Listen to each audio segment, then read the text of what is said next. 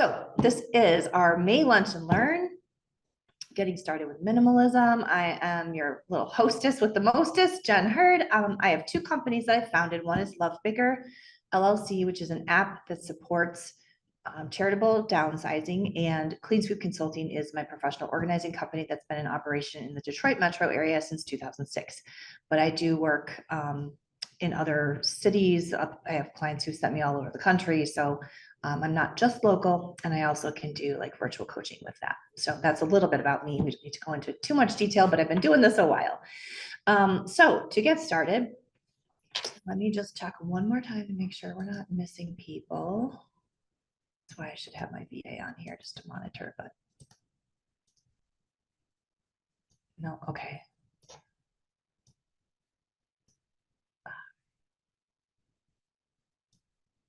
Well, I think I can do it like that. All right, great. So sorry about that. Today's topics: how to get started with minimalism, just in general sense, what is it?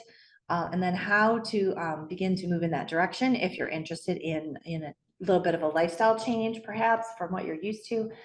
There are 7 really basic steps to getting started, and then there's a few techniques we can talk about today, and then I can take questions or find out what specific needs you might have, but I'll definitely have some things to talk about and some resources to share as well in that regard. So let's just get started. I don't like to belabor the point. So there simply isn't room. I like to remind people whenever I begin this talk that, you know, people say you can have it all, right? But I don't think they mean all at one time, and I don't think they mean all in one space. It's complicated enough in people's lives, just with technology world and with just the amount of paper we're inundated with, a number of emails we're inundated with, just in the digital realm, let alone having the complications of a lot of extra stuff in our space, which just adds a whole nother layer of complication to everyday life. So we don't want to live with it all in our homes or in our drawers or in our lives. We have to be able to prioritize and reduce some things out that just are part of that clutter, part of that disturbance or distress, and things that you know, ask us to maybe live in a state of overwhelm when we don't prefer to, or we wouldn't prefer to otherwise. This is really interesting. I went on ChatGPT. I haven't used it a lot. I'm very resistant to it. I said, find me a poem about having too many material things. And it wrote me a poem, which was kind of frighteningly true and quite good. It was longer than this. I just took one stanza out of it because I thought it was really neat. So it said, true wealth lies in the hearts we hold, in tales of courage and love retold, and friendships that will not grow old, in warmth that's neither bought nor sold. So let the golden jewels shine, but know that they're transient by design. Seek not in them the soul is confined, for life's true riches are divine. I thought that was really interesting that ChatGPT, an electronic thing, told me this interesting little tidbit. But anyway, I thought it was true, and I thought it was an interesting thing to just mention. People must be searching for it out there, because ChatGPT was prepared and armed for, for that topic today. It was interesting. But let's talk about the C word. The C word, of course, is clutter. Clutter is really the reason why we want to become a minimalist, right? It's sort of the opposite of where we want to be. So what is it exactly? Because it, you know, a lot of people just think clutter is stuff, and it's not just stuff.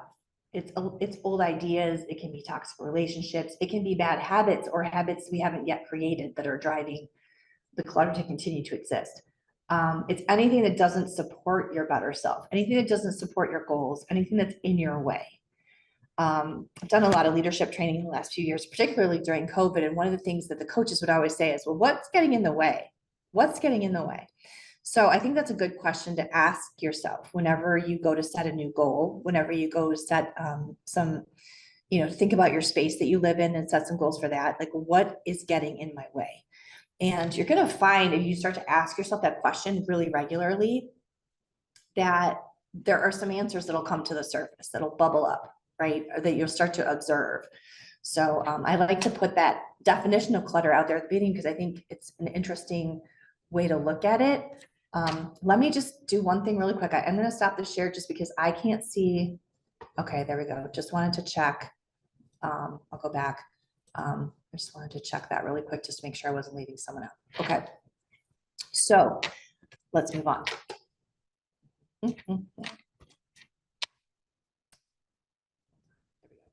So a little bit more about physical space and how that impacts us every day. Okay. It impacts your mental and your spiritual space. So if you're feeling like things are just a bit jumbled right now, especially I think since COVID, people have had a lot of brain fog and a lot of just overt stress dealing with situations, and because their physical is not keeping up with their mental in general. But once you have a lot of things in your space also, that is going to create an additional layer of stress. So to consciously create your physical space, to really take control of that environment, can reduce your stress, improve your ability to focus, which may have been hampered biologically or in general. And then, how do you take action to evaluate that and move into it? So that's what we're going to talk about today. I like to also tell people to remind themselves, this is a great quote to like put up on the refrigerator. Clutter is a physical manifestation of unmade decisions fueled by procrastination. This is one of the best definitions ever for that term. In other words, we're not making decisions fast enough. And that's a really simple premise. But really, if you look at anything that's in your way, those things that are getting in your way, it's because you haven't decided about them yet. You buy a pair of shoes, they don't really fit right. You haven't decided to return them. You might give them to a friend, right? They're sitting there. They're in your space. They're an unmade decision. You have left dishes in the sink because you didn't have time or whatever, but those things haven't been dealt with. They're cluttering up your counters. It's an unmade decision. So all of that is something that you've put on pause for some reason. How do we press play? How do we get things moving? And continue to, continue to move them along. Let's look at that. So here are, I said we're going to get to some steps. This is the practical steps of how you become a minimalist. Now, first of all, I do want to say minimalism is different things to different people. Okay. It's really got a different definition for everybody because it's really relevant to your personal goals. And it's really something that needs to be focused on the here and now and what you see in the future, not the past. So you put it, basically, when you start becoming a minimalist, you put a line in the sand that says, okay, going forward from this point where I am right now, with all of those unmade decisions behind me, what am I looking to accomplish? Where do I want to go? No guilt, no shame, just moving forward, right? So it's very focused on that. So everybody's definition is going to be a little bit different because you're moving forward. Everyone's moving forward into a different reality. You might be trying to downsize. You might be moving a parent in with you who's ill. You might have recently lost someone, or, there's so many reasons why you might want to get rid or cast off some things. So you got to think about your motivation and the bottom line. And Joshua Becker talks about this a lot. He says, I desire to own less so I can blank. And is it love more? Is it travel more? Is it, get into this new space that I think I'm going to have to shoehorn myself into if I keep all of this, etc. So that sentence right there is a great one also to put on the refrigerator. And obviously, we've got to back up just another step. There's always other people in your space, or more often than not, there's other people in your space. And when they are, sometimes you have a maximalist in your space. You have someone who likes to hold on to a lot of stuff, a collector, etc. How do you get them to enroll in this new vision you have for yourself, right? Because we can't just make a decision for the household when there's other people in it without getting their buy-in. So in order to think about that and in order to enroll them in that, the best way to do it, honestly, is to lead by example. So you can put that phrase up for you, but maybe they need their own motivation, their own statement like that, their own I desire to own less, if they want to buy into it at all. So that does often mean that the entire space may not change exactly as you might envision it. But I think over time, when the others in the space start to see, oh, they're free flowing, they're moving further ahead with their goals, there's things going on for them, they're calmer, they're more at peace. Maybe I could have just a little bit of that. it does translate. They do enroll eventually, the people in the space with you. So don't think of it as creating a mandate for them that I made this statement, this motivation statement, I desire, not we, I, right? Because we're going to come from a place of I'm making these new choices, okay? And then lead by example, no guilt, no shame, and draw the others in your space into that mindset in a positive way with reinforcement. If they get rid of something, if they're kids, you know, oh my gosh, that's so great that you wanted to share that toy with the kids from the charity down the street. They're really going to love it. I know you kind of got tired of playing with it. You know, there's ways to work that in to your ongoing conversations. So you can really make the room and the space something that you want and something that they will enjoy being in, a space that they will enjoy being in. And just removing those things from your daily life. So underneath all the clutter, the things that you truly love start to show up or start to be just the things you actually see. Let's say there's a whole bunch of shelves with a bunch of tchotchkes on them, and you start to remove the things that are less significant to you. But then at the end, there's 2 or 3 things that are placed there that are presented to anyone who comes in the room and that really have the story to tell and that you really enjoy looking at. That's going to make your space feel so much more habitable to you and so much more enjoyable to you.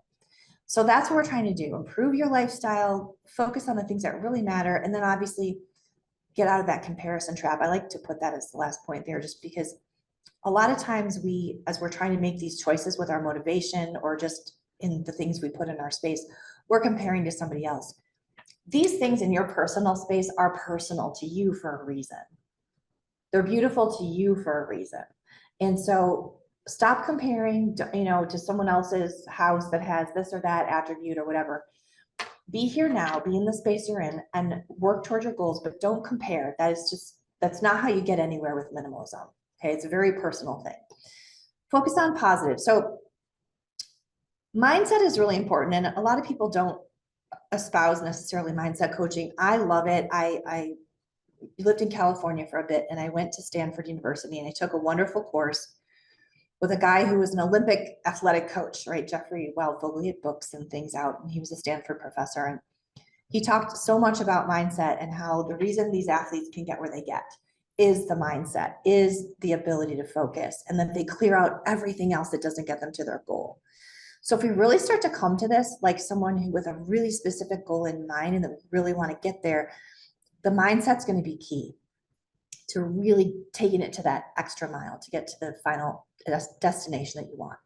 So optimism combined with gratitude fosters generosity. That's why I have that highlighted. If we have a positive attitude and we're grateful for what we already have, but we're not using it, we can let go of those things with generosity. We can give those to someone and feel really good about letting go of it because we've been grateful for having it. Now we're sharing that gratitude with somebody who really, really needs that object. Put on music, boost your energy if you're not feeling it in the moment, but you have it on your calendar, you really want to get started. Put on some music. Like before I started this class today, I had some music on. I do that for me. So I get pumped up to present. So I present with energy and vigor and excitement.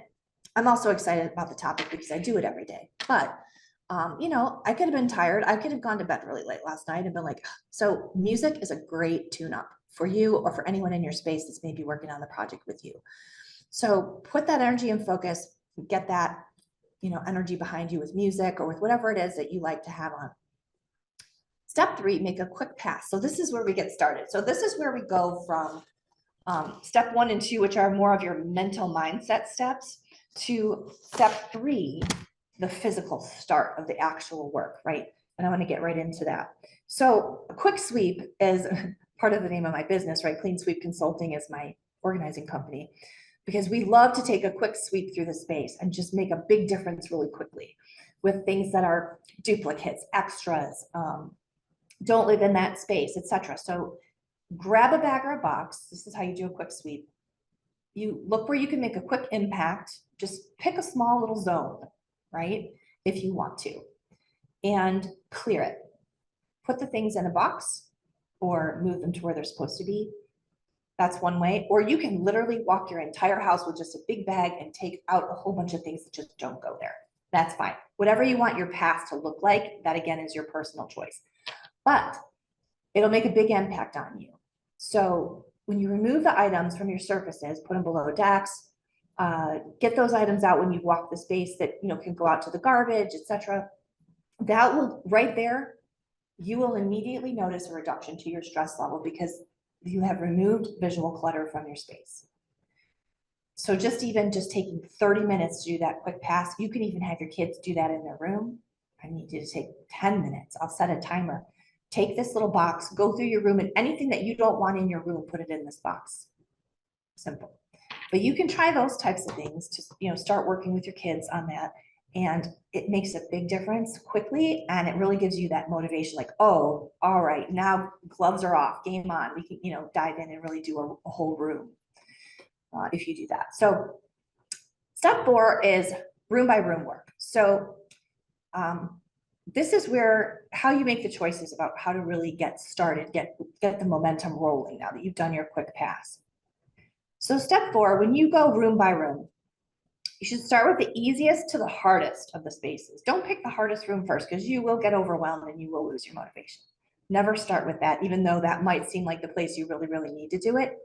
Tune the other places up first, the easy ones, the low-hanging fruit. Get those other rooms under complete control. So start with the most lived in space, perhaps, and that could be your family room, the space that it's going to make an impact on everyone in the household. That's the other sort of side note to that, right? You want to get people to buy in. So if you pick a communal area, right, where everybody gathers and all of a sudden it looks really great, they're going to notice that you're making difference in the space.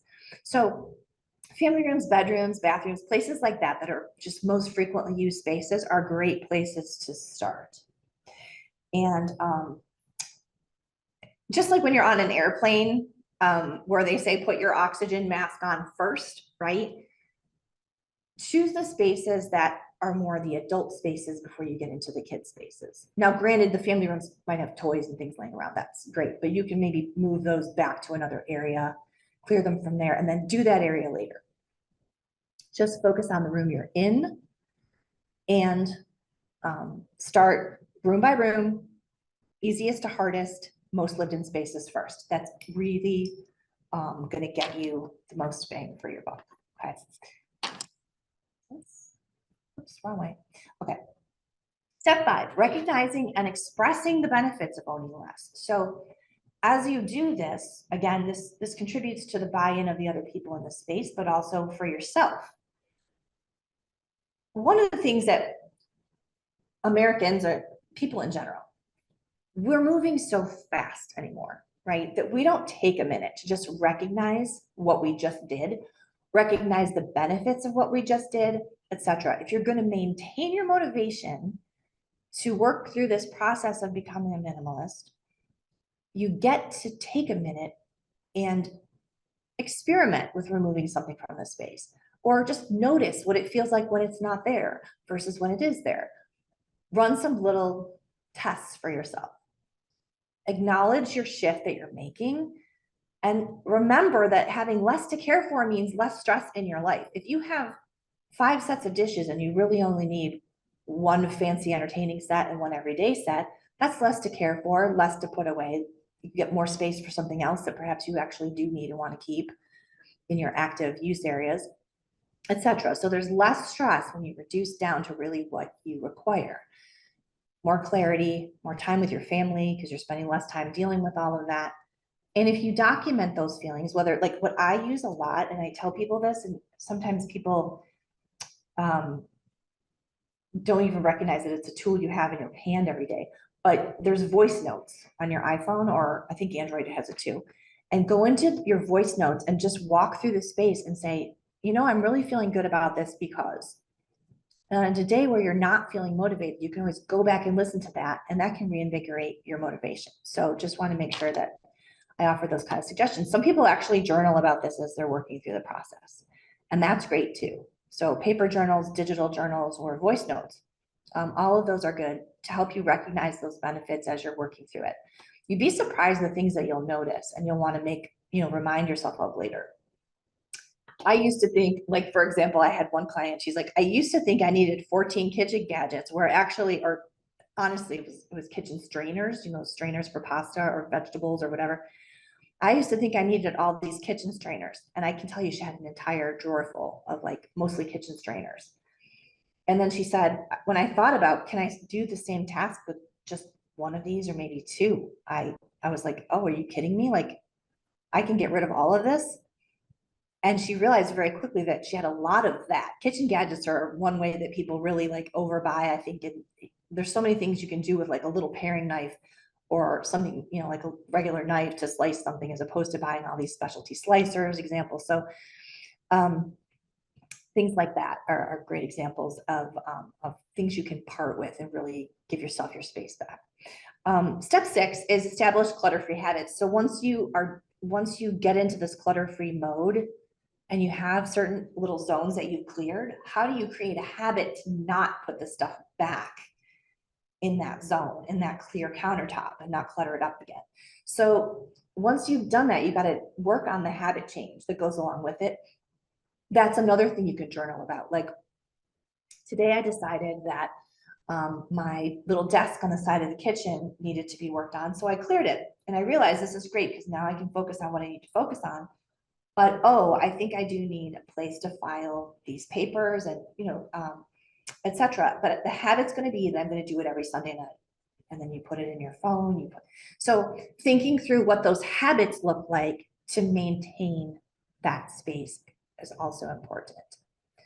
One of the other habits is when you purchase, do you follow the one in, one out rule? For example, once we've purged out a woman's closet and we've got her winter clothes here, maybe we've got a second area for summer and we're doing the little switch out, depending on a limited space. When she goes to switch seasons, we'll purge out some items, put the things she definitely wants to keep away, bring the new things in, purge again, get the new season in there.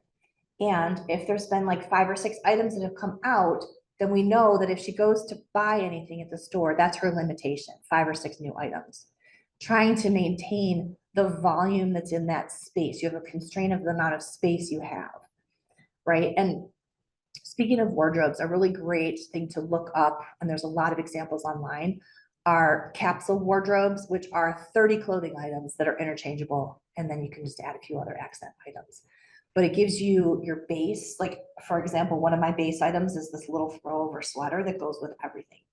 I have one in black, I have one in blue, and I just can throw it over when I go into the office and it's chilly, for example, like today. So there's ways to limit things that you have and follow that one in, one out rule to keep yourself moderated. And then when you make your next pass through that area, let's say that closet, is it going to be, okay, we've done it for the spring now, so it's going to be fall. So I'm going to make the decision that, because Halloween's about in Michigan, our turning point for weather, it's going to be October 15th is when I'm going to take my pass through for my fall clothes, or it could be September 15th, whatever you choose. Put a half a day in your phone and block it out and make it your closet change day or your closet update day. You pass through and get rid of the things you don't want anymore. Get a count of how many items that is, and then you know what you can get for that season for anything new that you want to add. So that's the kind of thing I'm talking about with these seasonal routines, blocking out the time in advance. I am the queen of not blocking out time in advance. So I will tell you, it's not an easy thing to remember to do, but if you create the habit, it will save you a lot of distress later. Okay. Experimenting with less. So this is step 7. And it's kind of important. So if you're not sure you want to get rid of something, let's say it's something somebody gave you, you're kind of attached to it, but you really don't use it. Do an experiment. I call it the purgatory technique because you can put things in limbo. They don't have to go out in that moment, but they might need to go somewhere else, like in a box downstairs, labeled with a date that says, if I haven't thought about this or used it by September 1st, then I'm going to go downstairs and I'm going to get rid of it. I'm just going to move it along, give it to somebody who might be able to use it, and I will let it go. So that technique is helpful in experimenting, because then if you've taken the item out of the space and realized, oh, I never even looked for it, then clearly you don't need that item and it can go. And you can put a whole bunch of things in that box if you want and just put a date on it and check it later. And if you need it, it's still in the home, but it's elsewhere. It's not in that space that you're living in every day. because it's not where the active items are. So you keep simplifying your processes.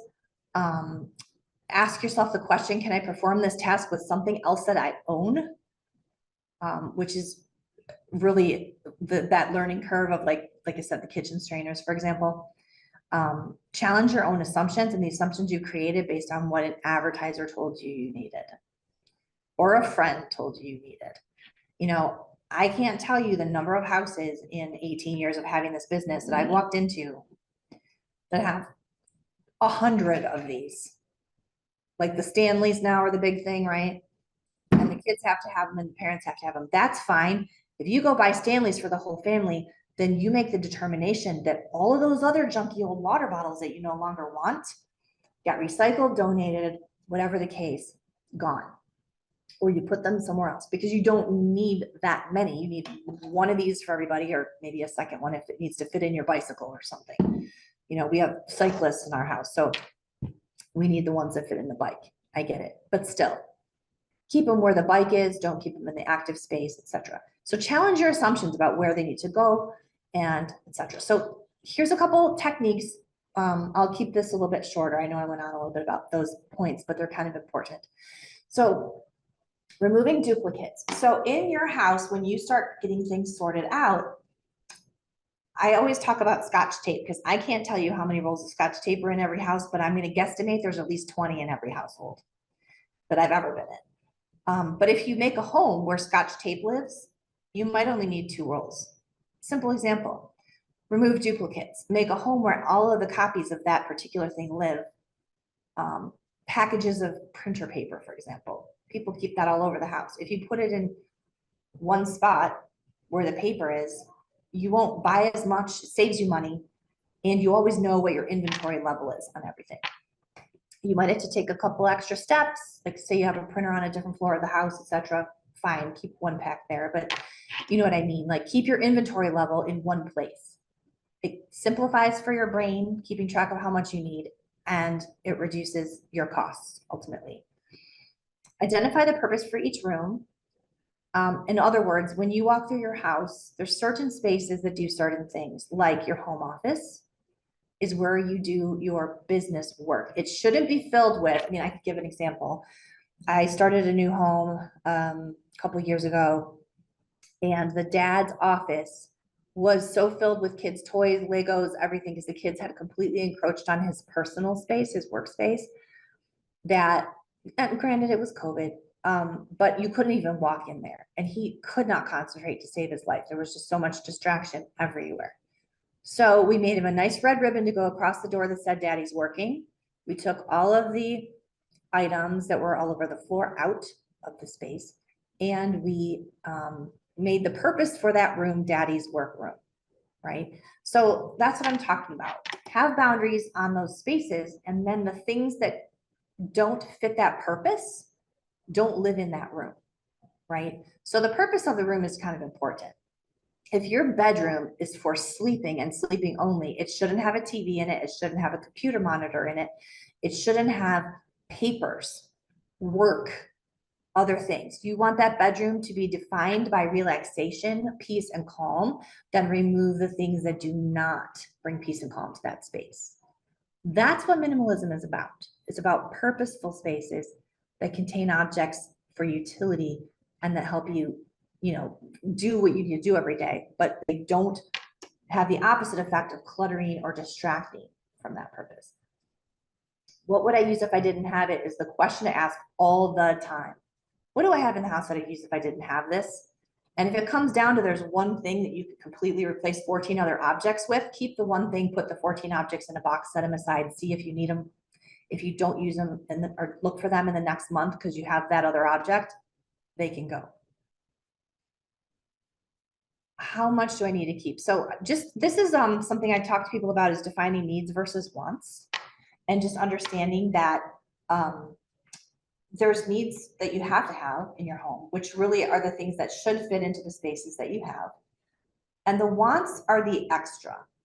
So if you have, like, for example, a small pantry in your kitchen, or you're using just a couple of cupboards for your snacks, that's your space limitation. if you need and really want to improve your diet and you want to have healthy snacks, then you purchase the healthy snacks that fit to that space, and the junky snacks only get this much room because that's what's left. That's how you maintain your purpose in the space and how you determine needs versus wants, right? The needs go in first into that space limitation. The wants come second.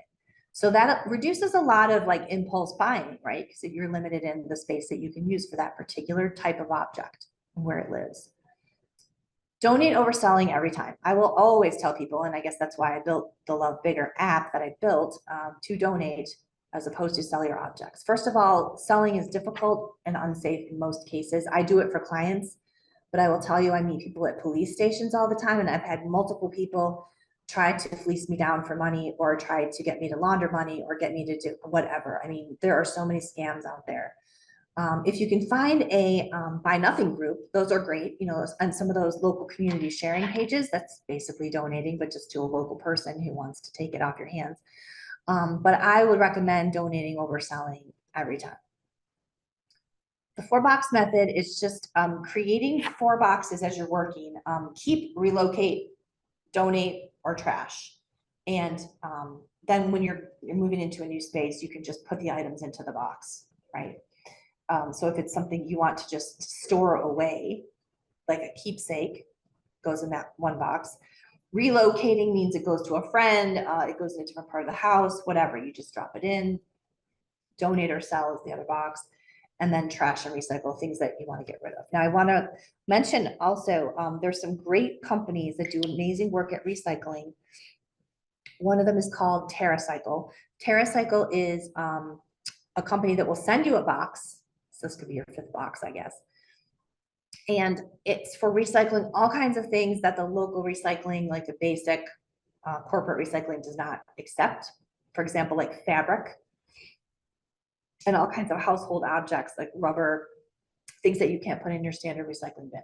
So TerraCycle, it's obviously a for-fee method, but if you're concerned about the environment at all and you want to have a box like that to drop things into that you're no longer using, that aren't really donation worthy, but you don't really want to put them in the trash, that's a great way to get a few little things out of your house that maybe you were hanging onto because you didn't know what to do with them. They will take so much stuff, TerraCycle, in terms of recycling it and repurposing it. So I really like to recommend them in this case.